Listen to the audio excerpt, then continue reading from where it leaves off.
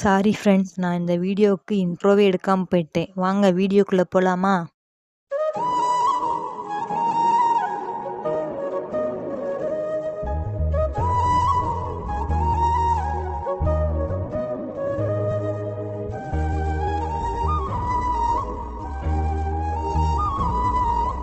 நம்ம early morning 4 மணிக்கெல்லாம் கிளம்பிட்டோங்க. அங்கே போனதில் நாங்கள் தாங்க லேட்டு, மற்ற எல்லாருமே வந்துட்டாங்க. அதனால் வேகமாக போய் பஸ் ஏறிட்டோம். அவங்களும் பஸ் எடுத்துட்டாங்க. இவங்க தாங்க நம்ம கூட ட்ராவல் பண்ண போகிறாங்க. ஃபஸ்ட்டு வண்டிக்கு டீசல் ஃபுல் பண்ணிடலான்னு நிப்பாட்டிட்டாங்க. நாங்கள் 2 பஸ்ஸில் போனனால பஸ் நாங்கள் நிப்பாட்டிட்டோங்க. அதனால் இன்னொரு பஸ் வரதுக்காக வெயிட் பண்ணிகிட்டு இருந்தாங்க. எதுக்கு சும்மா வண்டியில் இருக்கணும்னு சொல்லிட்டு கீழே இறங்கி வேடிக்கை பார்த்துட்டு இருந்தாங்க எல்லாத்தையும்.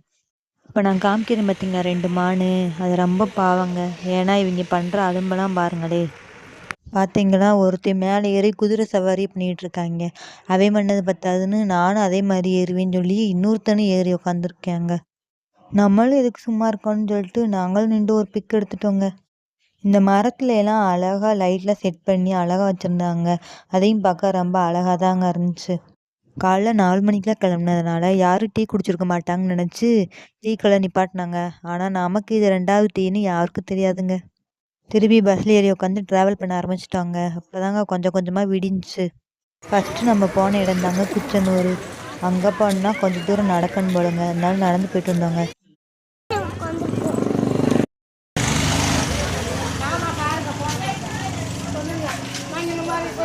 சில பேர் கூடலாம் போனால் சும்மா அமைதியாக அப்படி தாங்க போயிட்டு வருவாங்க. ஆனால் நம்ம தெருவுக்காரங்க கூட போனால் என்டர்டெயின்மெண்ட்டுக்கு பஞ்சமே இருக்காதுங்க. அப்படி தாங்க எங்கே போனாலும் ஜாலியாக இருப்பாங்க. இப்போ குச்சனூர் போகிறோன்னு சொன்னேன் இல்லைங்க, அங்கே இருக்கிற பகவான் சனி பகவானாங்க. அவரை பார்க்குறதுக்கு முன்னாடி இந்த குளத்துல காலை நினச்சிட்டு தான் போகணுமாங்க. அதனால தான் எல்லா பேரும் கால் நினச்சிட்டு இருக்காங்க. காலெலாம் நினச்சிட்டு வந்து கோயில்களை பார்த்தா சரியான கூட்டங்க. இருந்தாலும் வரிசையாக ஒவ்வொருத்தாளாக போனதுனால வேகமாகவே சாமியை பார்த்துட்டு வெளியே வந்துட்டோங்க. அந்த கோயிலில் 5 முகம் கொண்ட விநாயகர் சிலை வச்சுருந்தாங்க. விநாயகர்கிட்ட எங்களோட வினைகள்லாம் தீர்த்துருன்னு சொல்லிட்டு நாங்களும் அங்கேருந்து கிளம்பிட்டோங்க அடுத்த கோயிலுக்கு. அப்படியே வர வழியில் பார்த்தவர் தாங்க இந்த விநாயகர். பார்த்தீங்களா எவ்வளோ தண்டி சிலையாக இருக்காருன்னு. அடுத்து நம்ம போன கோயில் தாங்க இந்த சிவன் கோயில். இந்த சிவன் கோயில் போனனாலும் நம்ம கால் நினச்சிட்டு தான் உள்ளே போகணுமாங்க. அதனால தான் இந்த ஆறு பக்கத்துலேயே அந்த சிவனையை கும்பிட்டு நாங்கள் அங்கேருந்து கிளம்பிட்டோங்க. நம்ம போன பக்கம்லாம் நல்லா பசுமையாக இருந்துச்சுங்க. இன்னமும் அங்கிட்டலாம் விவசாயம் செய்கிறாங்கன்னு நினைக்கும்போது ரொம்ப சந்தோஷமாக தாங்க இருக்குது. அடுத்து நம்ம போகிறது தாங்க ஒரு விசித்திரமான கோவில். இந்த கோவில்லாம் இருக்குன்னு எனக்கு இப்போ தாங்க தெரியும். ஏன்னா இந்த கோவிலில் இருக்கிறது சாமி இல்லைங்க. சாமி இடத்துல மாடுங்களெல்லாம் சாமியை வச்சு வழிபட்டுட்டு வராங்க. பார்த்தீங்களா எவ்வளோ மாடு இருக்குன்னு. இங்கே கொஞ்சம் முன்னாடி கொஞ்சம் தாங்க வச்சுருக்காங்க. இன்னும் நம்ம உள்ளே போனோன்னா கொல்லை மாடு இருந்துச்சுங்க. கோவிலுக்கு வெளியவே அகத்திக்கீரை வித்துட்ருக்காங்க. அதை வாங்கி இந்த மாடுகளுக்கெல்லாம் கொடுக்கணுமாங்க. இப்படி கொடுத்தா நல்லதுன்னு சொல்கிறாங்க. ஆனால் ஒன்றுங்க, இந்த மாடுங்களாம் ரொம்ப பசியோடு இருந்துச்சுங்க. நம்ம கொடுக்க அந்த பெரிய மாடுங்க தாங்க சாப்பிடுதுங்க. சின்ன மாடுகளை சாப்பிட விட மாட்டேங்குதுங்க. தள்ளி தள்ளி விட்டு இதுகளை தாங்க சாப்பிடுதுங்க. நம்ம கூட வந்தவங்களும் வரிசையாக அகத்திக்கீரை கொடுக்க ஆரம்பிச்சிட்டாங்க.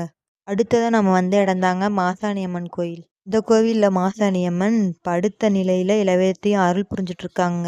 நாங்கள் அந்த கோயிலுக்குள்ளே போகிறதுக்கு முன்னாடி அதுக்குள்ளே இருக்க 72 அடி லிங்கம் அப்படியே தெரிஞ்சுங்க. நாங்கள் போகும்போது செம்ம மழை வேறையா, அதுக்கும் இதுக்கும் செம்மையான வியூங்க.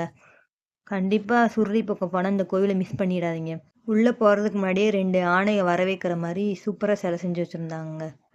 அதையும் தாண்டி உள்ளே போயிட்டோம்னா முதல்ல விநாயகர் பெருமாறுங்க, அடுத்து முருகன், அப்படி வருஷத்துலாம் பார்க்க கோடிக்கண் வேணுங்க. அப்படி சூப்பராக இருந்துச்சுங்க. சொன்னையில் முன்னாடி ஃபஸ்ட்டு விநாயகர் இருந்தாருங்க, அடுத்து முருகருங்க, அடுத்து ஐயப்பர், அப்படி வரிசையாக வச்சுருந்தாங்க. இந்த லிங்கத்தை பார்த்தீங்கன்னா ரொம்ப சூப்பராக இருக்குல்ல. இதில் சின்ன சின்ன லிங்கமாக வச்சு ஒரு பெரிய லிங்கம் உருவாக்கியிருக்காங்க. இதில் எத்தனை லிங்கம் இருக்குன்னா 1008 லிங்கத்தை வச்சு ஒரு பெரிய லிங்கமாக உருவாக்கியிருக்காங்களாங்க.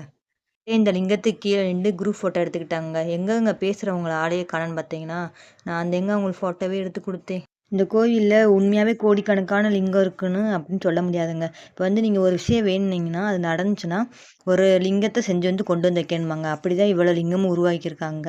கோவிலோட மூலஸ்தானத்தை ஃபோட்டோ எடுக்கணும்னு சொல்லிட்டாங்க. அவருக்கு நேராக இருக்கிறவர் தாங்க இந்த நந்தி பகவான். நம்ம வர வழியில் பார்த்தோம்லங்க பெரிய லிங்கம், அதுதாங்க இது. நம்ம பக்கத்துலேயே வந்துட்டோம். என்னால் நம்பவே முடியல, அந்த மாதிரி தாங்க இருந்துச்சு. அவருக்கு எதிராக இருக்கிற நந்தி பகவான் இவர் தாங்க.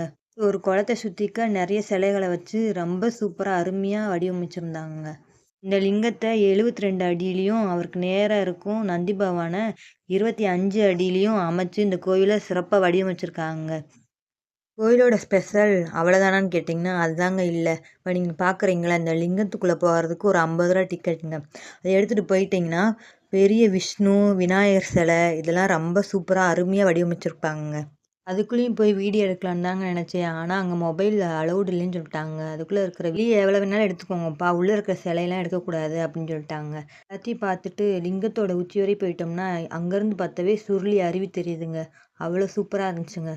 இந்த கோயில் இயற்கைக்கு நடுவில் ஒரு அழகான மன நிம்மதியை தர மாதிரி ரொம்ப அமைதியான இடத்துல அமைஞ்சிருக்குங்க. அடுத்து நம்ம போகிற இடம் பார்த்திங்கன்னா சுருளிங்க. சுருளி அருவியில் குளிக்க போகிறோங்க. அதுக்கு கொஞ்சம் தூரம் நடந்து போகணுங்க. அதனால தாங்க எல்லோரும் நடந்துகிட்ருக்கோம். நல்லா ஜாலியாக சிரித்து பேசிகிட்டே போயிட்டு இருந்தோங்க. ஆனால் குரங்குலாம் அங்கே நிறையா இருக்கிறனால செல்லெல்லாம் கீழே வச்சுட்டு வந்துடுங்கன்னு சொன்னாங்க. அதனால கொஞ்சம் தூரத்துலேயே வச்சுட்டு போயிட்டாங்க. அதனால அருவியெல்லாம் வீடியோ எடுக்க முடியலைங்க.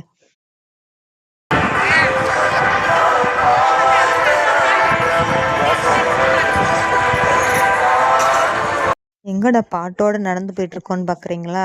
வைகை டேமுக்கு தாங்க. இப்போ தான் வைகை டேமில் பாட்டெலாம் போட ஆரம்பிச்சிட்டாங்க. அப்படியே அங்கே நின்று குரூப் ஃபோட்டோவாக எடுத்துகிட்டு இருந்தோங்க.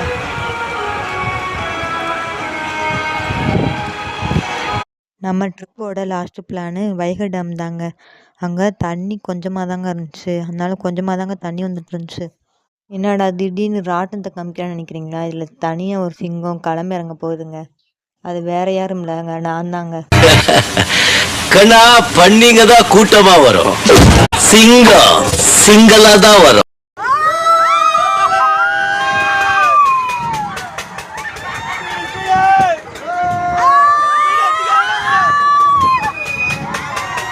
நான் கத்தலாம் இல்லைங்க, எனக்கு பயமாகவே இல்லைங்க. அப்படிலாம் நான் சொல்ல மாட்டேங்க. உண்மையிலே ரொம்ப பயமாக தாங்க இருந்துச்சு. இந்த ராட்டினத்தில் இருக்கிறவங்களாம் வேகமாக கத்த தாங்க அந்த ராட்டினமே ஸ்பீடாக போன மாதிரி இருந்துச்சு. நைட்டு கொஞ்சம் லேட்டானதுனால நம்மளும் அங்கேருந்து கிளம்பிட்டோங்க. அவ்வளோதாங்க, நம்ம ட்ரிப்லாம் முடிஞ்சுங்க. நம்ம சேனல் பிடிச்சதுனால சப்ஸ்கிரைப் பண்ணிக்கோங்க.